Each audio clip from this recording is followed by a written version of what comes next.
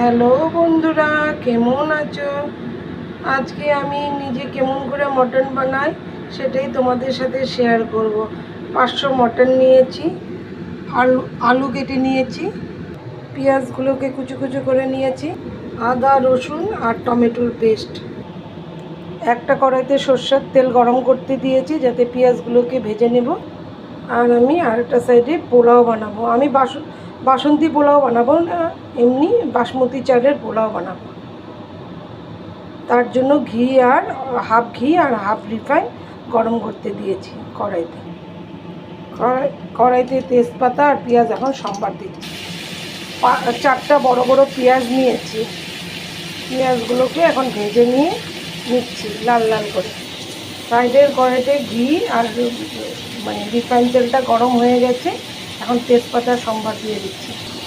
তেজপাতা সম্বার দিয়ে গেছে, অল্প ভেজে নিই। তেজপাতাটা ভেজে চালগুলোকে ছেড়ে দিচ্ছি।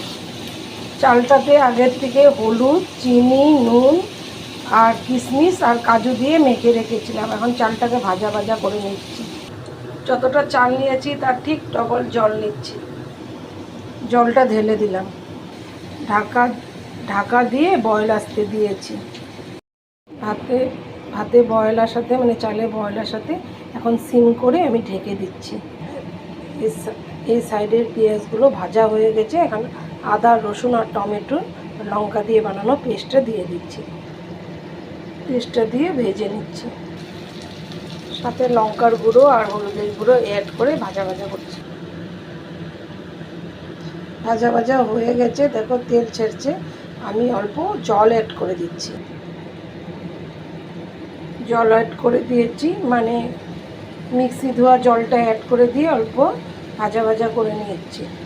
আমি রায়তার জন্য নিয়েছি শসা কুড়িয়ে নিয়েছি, দই, নুন, পিঙ্ক সল্ট আর চিনির গুঁড়ো নিয়ে দিচ্ছি। এখন মিক্স করে নিচ্ছি। আমি চিলি ফ্লেক্স আর গোলমরিচ গুঁড়ো দিচ্ছি, লঙ্কা আর পেঁয়াজ দিচ্ছি না। নুন মিষ্টি ঝালের একদম পারফেক্ট কম্বিনেশন। পুরো রায়তাটা রেডি হয়ে গেছে। আমার পোলাও। এখন ঘি আর গরম মশলা দিয়ে দিচ্ছি, দিয়ে অল্প সময় ঢেকে রাখছি। ঢাকা দিয়ে 5 মিনিট রেখেছি। কারণ ঢাকা খুলে দিয়ে পুরো রেডি আমার পোলাও। আমি বাসমতি চালের পোলাও করেছি। মশলা কষানো হয়ে গেছে, তেল ছেড়ে দিয়েছি। এখন মাংসগুলো ছেড়ে দিচ্ছি। মটনগুলো আমি সারা রাত দই আর নুন দিয়ে মেখে রেখেছি। আমি সাথে একটা ছোট রসুনও দিয়েছি। এখন ভেজে নিচ্ছি পুরোটা। মাংসটা পুরো কষানো হয়ে গেছে।